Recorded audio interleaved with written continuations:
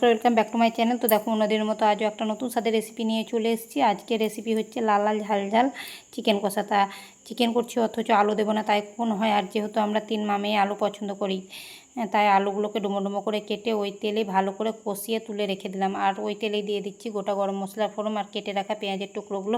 ভাজা ভাজা হয়ে আসলে একটা টমেটোর টুকরো দিয়ে খানিকটা নেড়ে চেড়ে দিয়ে দিলাম আদা রসুন বাটা, আরও খানিকটা নেড়ে চেড়ে দিয়ে দিলাম হলুদ গুঁড়ো, জিরের গুঁড়ো, লঙ্কার গুঁড়ো আর ধনের গুঁড়ো দিয়ে খানিকটা জল দিয়ে মশলাটাকে ভালো করে কষিয়ে নিলাম। মশলা থেকে দেখো তেল ছেড়ে দিয়েছে, মানে মশলা কষানো হয়ে গেছে। এবার আমি ওপরের থেকে দিয়ে দিলাম কেটে রাখা চিকেনের টুকরোগুলো, খানিকটা নেড়ে চেড়ে দিয়ে দিলাম স্বাদ মতো লবণ।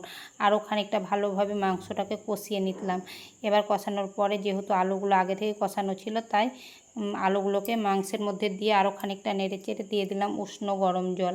এর মধ্যে দেখানো হয়নি, দিয়ে দিয়েছিলাম খানিকটা পরিমাণে মিট মশলা। এবার 2-4 মিনিট ফুটে আসলে নামিয়ে নেব। তা কেমন হয়েছে ভালো লাগলে অবশ্যই সাবস্ক্রাইব।